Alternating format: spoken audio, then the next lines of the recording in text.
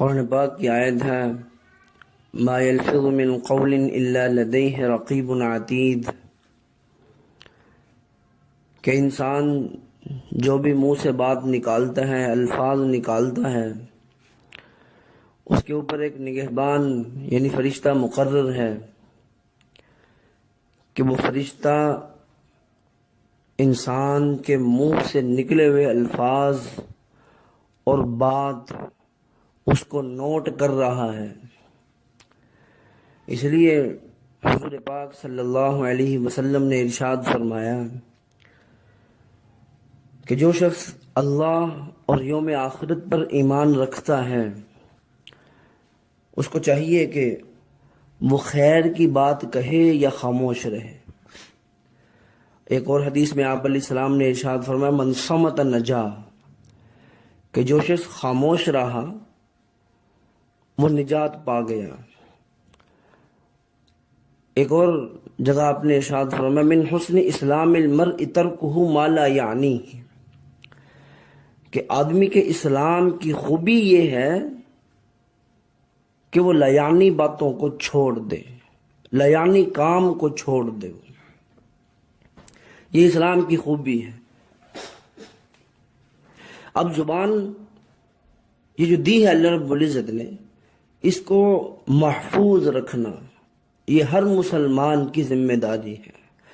زبان سے کلمہ خیر کے علاوہ کوئی بات اس کی زبان سے نہ نکلے، نہ کسی کے بارے میں چغلی، غیبت، نہ کسی پر بہتان باندھے، نہ کسی کو گالی گلوچ، نہ جھوٹ بولے اس زبان سے، کسی کو دھوکہ فریب، کوئی کام غلط نہ اس سے کرے، بلکہ ہر وقت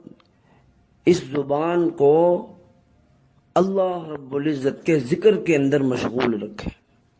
حضور پاک صلی اللہ علیہ وسلم نے ارشاد فرمایا کہ مجھے دو چیزوں کی ضمانت دے دو، میں تمہیں جو ہے نا جنت کی ضمانت دیتا ہوں، ایک زبان کی اور ایک جو ہے نا دو ٹانگوں کے درمیان یعنی شرمگاہ کی۔ اتنی اہمیت ہے اس زبان کی۔ الا بذکر اللہ تطمئن القلوب، کہ غور سے سن لو، دلوں کا سکون،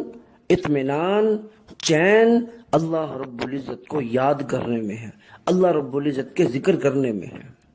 جب آدمی جو ہے نا وہ جنت میں چلے جائیں گے، جنت میں چلے جانے کے بعد جنتی کو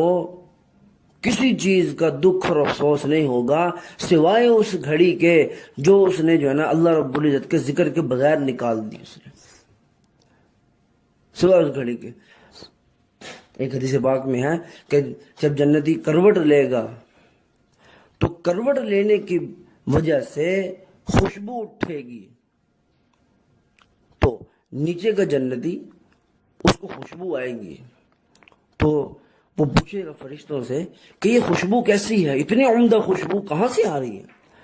تو فرشتے اس کو بتائیں گے کہ یہ آپ سے اوپر والا ایک جنتی ہے، اس نے کروٹ لی ہے، اس کروٹ لینے کی وجہ سے خوشبو اٹھی ہے وہاں سے۔ تو وہ کہے گا اس کا کیا عمل ہے جو مجھ سے بھی بڑھ گیا ہے؟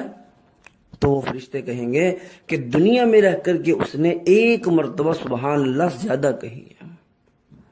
تو وہاں پہ جو ہے نا اس کو پھر دکھ اور افسوس ہوگا کہ کاش میں بھی جو ہے نا وہ فلاں وقت میں نے جو ہے نا لیانی کے اندر جو ہے نا اپنی